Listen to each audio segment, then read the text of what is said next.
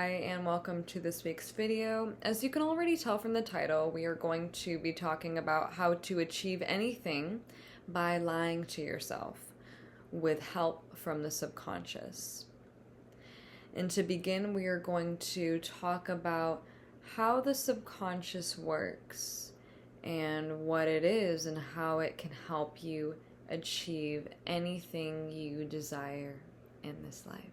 Oftentimes, we're told to be realistic in life, especially during childhood, but throughout our entire lives. But our subconscious mind doesn't care about what is realistic. It cares about what's repeated, imagined, and felt. The stories you tell about yourself become the world you experience. So for years in my own life, my inner voice said, I'm not enough, I always mess things up, and that belief quietly shaped everything. How I acted around people, how I handled challenges, and even how much love and peace I allowed myself to feel. And things began to change when I learned how to speak to my mind differently. I started practicing calmness, picturing and embodying that feeling of ease and safety. I rehearsed that version of me subconsciously and consciously until it started to feel natural and eventually was true. And at first, all of this felt strange and almost like pretending, but over time, my body and my mind began to relax into this new story. And it began to feel familiar and real. Gratitude also, I would say, made the biggest difference for me. I started noticing simple things in my life. The warmth of morning light, a deep breath, the sip of a cold water after being thirsty for a long time. All of the little things and letting those moments sink in. The more I focused on them, the more life began to feel lighter, easier, and full of possibility. And the more that we focus on gratitude, the more there is to be grateful for. When you change the story you tell yourself, your world begins to change too. So let's talk about the science of self-deception in a good and positive way. So we often tend to think of lying to ourselves as denial or some sort of delusion. But there's another side to it that's actually very creative. So first I'm going to talk about what the subconscious mind is in general. It's where our memories, habits, and beliefs are stored. And so your subconscious doesn't know the difference between a vividly imagined experience and a real experience. So that's why you can wake up from a dream sweating, heart racing, or you can think of a loved one and instantly feel warmth, or you can remember an embarrassing moment from years ago and still blush to yourself.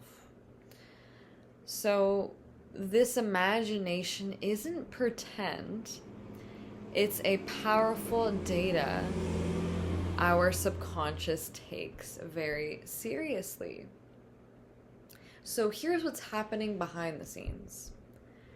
Your subconscious learns through repetition and emotion.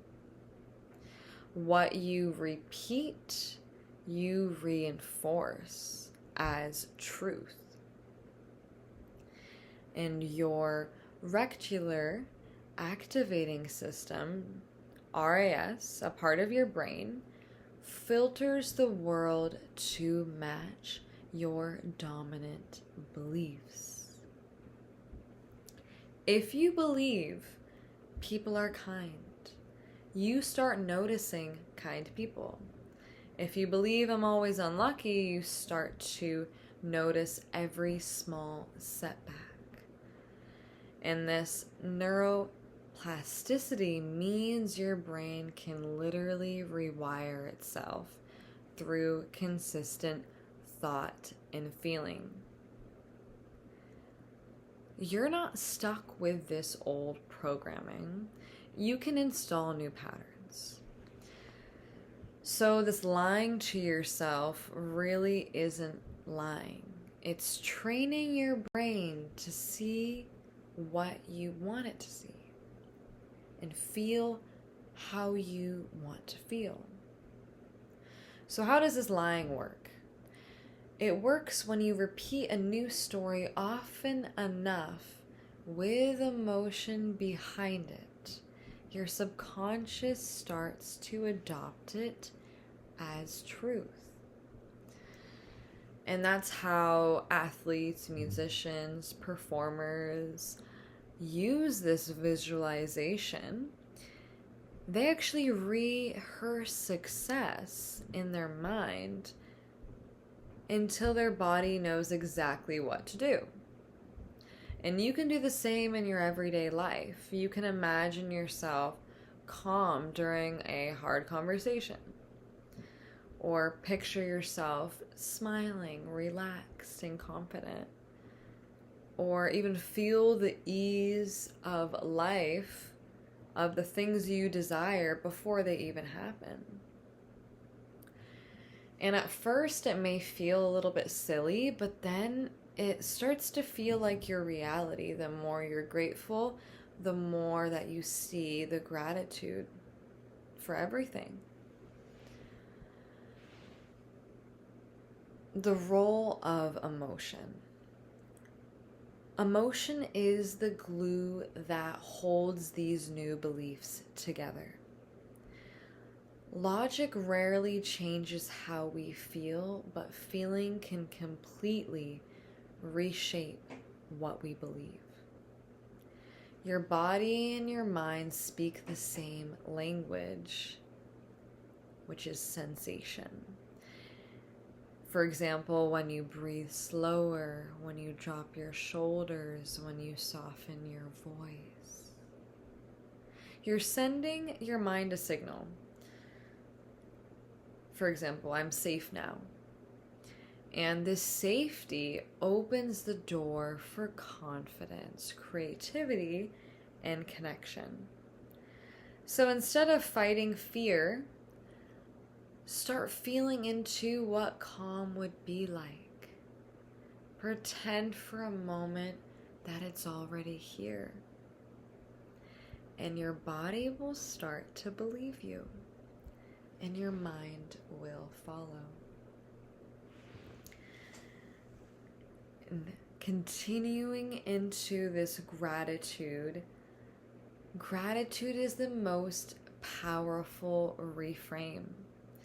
It's more than a feeling, it's a frequency and energetic shift.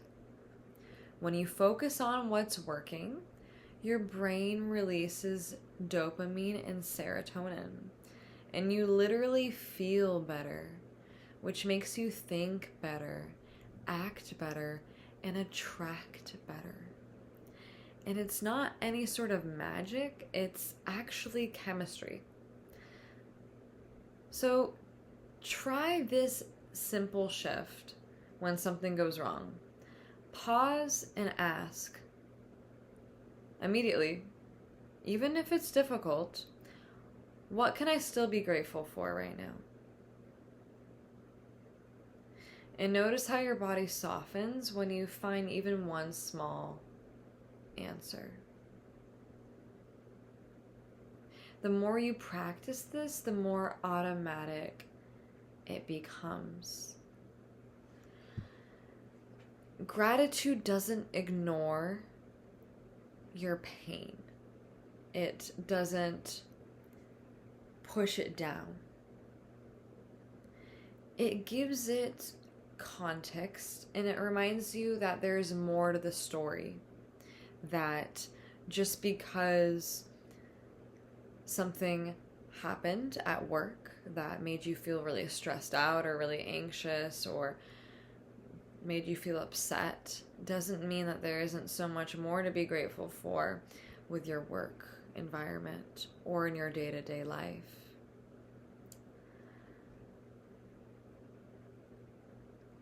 Reprogramming the subconscious without forcing it.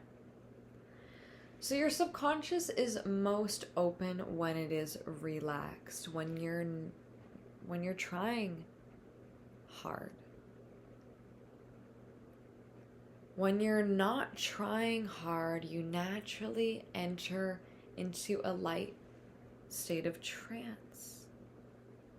While you're driving, while you're scrolling social media, while you're showering or daydreaming. And these are gentle ways for reprogramming and golden windows that we need to focus on. So, trying this now. As you're listening to me, closing your eyes.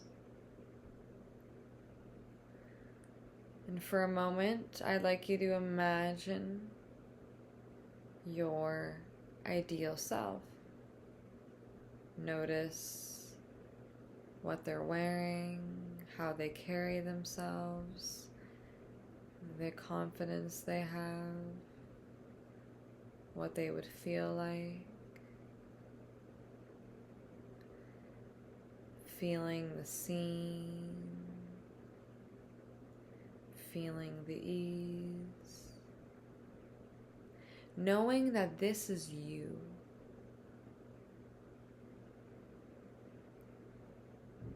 And staying there for a few breaths, knowing that you embody the most authentic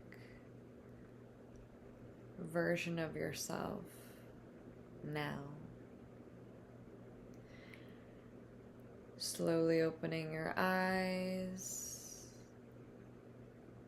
This is how new neural pathways begin. You notice what you are capable of feeling, and you embody it now. And some people use certain techniques like meditation, breath work, or hypnosis to go deeper. But the essence is kind of the same. You teach your subconscious how you want to feel. And with hypnosis in particular, this is very powerful as it taps into all levels of the mind at once. Your subconscious, your unconscious, and your conscious mind. Your unconscious mind being where your breathing comes from and where the body's automatic triggers lie. And when we use all of the levels of the mind at once, we can do deep inner healing at the root cause of why any particular anxiety, stress, trauma, phobia is really happening. If you're interested in releasing any sort of anxiety or stress in your life, I will have below linked to a free consultation where we can learn more about how we can work together and how hypnotherapy can help you. Now let's begin speaking on childhood conditioning. So most of your beliefs weren't necessarily chosen by you consciously, they were absorbed. As children, we pick up on patterns from parents, teachers, and experiences. How love feels, how success is earned, what is safe or too much to talk about or feel. And those early rules become invisible scripts running our adult lives now. For example, if you felt unseen as a child, you may now crave recognition, but fear being noticed. If love felt unpredictable, you may still brace for loss, even in healthy relationships. And the good news is that awareness lets you rewrite those scripts. When you notice an old reaction, you can pause and breathe and ask yourself, is this a memory or is this reality? And gently replace it with gratitude. Speaking to yourself, I'm grateful I can see this now, and I'm safe to choose differently. That's an example of reprogramming in real time, yet there are so many other tools that we can use to do so. And this repetition and identity is when you become what you practice, not what you know. So this repetition is how the subconscious learns. Every time you choose calm over chaos, and you choose to respond and not react, and you choose to feel into gratitude over focusing on the lack, you strengthen your new identity. It's not about any sort of perfection. It's about patterns that continue. And over time, you will feel this shift. These small moments add up to a version of you that feels natural, grounded, and deeply self-assured. Manifestation. Without all the woo-woo. Manifestation isn't about wishing. It's actually about alignment. When your thoughts, emotions, and actions line up.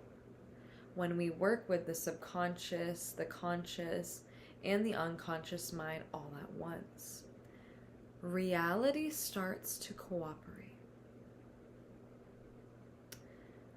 For example, the thought, I'm capable. And the emotion that starts to come up is calm confidence. And the action that you have as showing up like someone who believes this capability. This process is manifestation in physical motion. When we act as though we already are that version of ourselves, that is how we deeply tap into that and embody that. How can you be as the version of you you wish to be? How does that version of you wake up in the morning? How do they talk to themselves? How do they carry themselves in their life? You can't control every outcome, but you can control your alignment to embodiment of your true self. And this can take some practice, and also can take letting go of beliefs that aren't yours. And through subconscious work, we can deepen this. And this alignment, it brings opportunities that show up in unexpected ways that logic alone never could. And this embodiment, this presence, flows and lives within our bodies. And how we carry influences how we think and feel. So try this shift in taking slow breaths, breathing, relaxing your shoulders, unclenching your hands, speaking a bit slower in conversation, not having to rush so much. Notice how relaxing your energy changes, how you show up. It's about this presence that you carry and emanate. And when you move as though you're already calm and confident, your subconscious mind starts to believe you. And others feel it too. So it's this reflection, this mirror. And this energy and awareness teaches people how to treat you. If your inner world feels frantic, the world outside of you mirrors that. If your energy feels calm and grounded, people naturally respond with ease. You don't need to say you're confident. You just radiate these feelings and these emotions and this energy as confidence, because when you start to give eye contact with people more, and when you speak slowly, when you don't have to rush in conversation, you radiate it from the rhythm of your breath and the space you take up. This presence helps you embody the version of you who you desire to be. And when you embody this confidence, so many opportunities that you would have never even imagined come knocking at your door. So, some real life applications we can use for anxiety. We can focus on gratitude for safety, support, and small wins that rewire the nervous system for calm. For example, with meditation and breathing,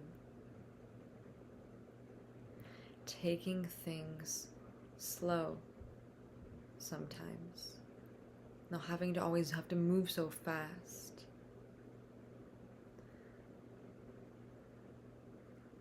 Scarcity, noticing abundance in the small forms, such as the sunlight that we feel on our skin, the car that we drive, the hug that we have from our loved ones. The more that we notice these beautiful things, the more we attract it. Focusing on appreciation for people around you creates even more genuine connection. even deeper relationships. And for overwhelm, slowing down, breathing deeply, focusing on grateful thoughts. Bring the body back to center.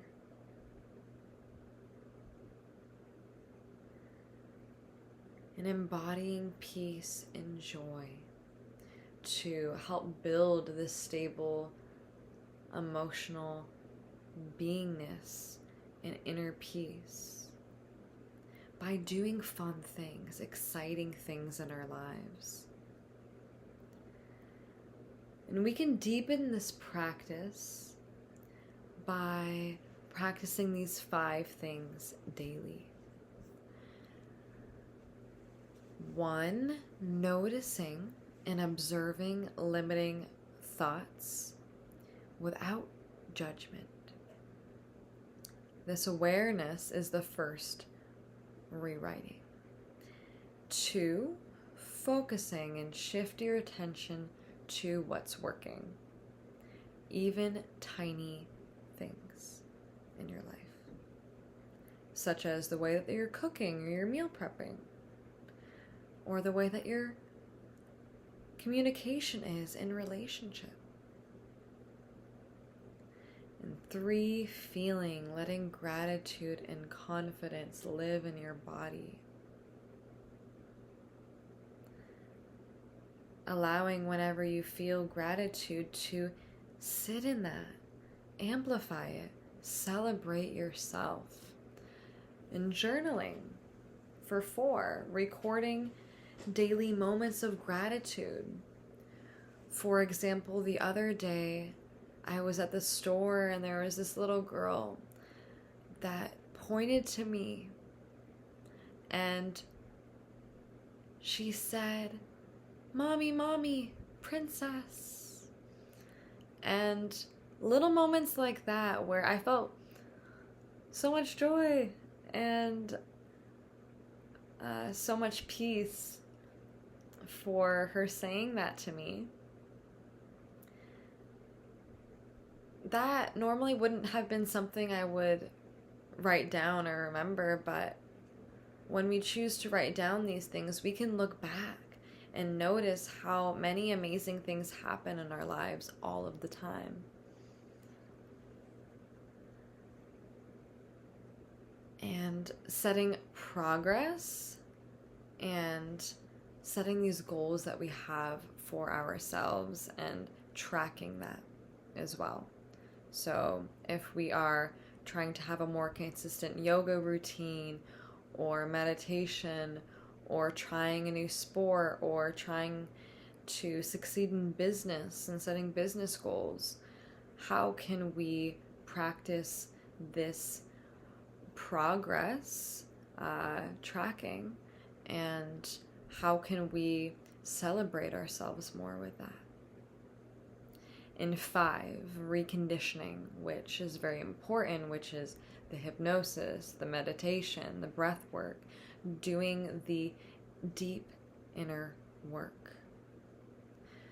And subconscious techniques can help these new patterns sink in faster and also help us release what is not serving us and what isn't ours to hold.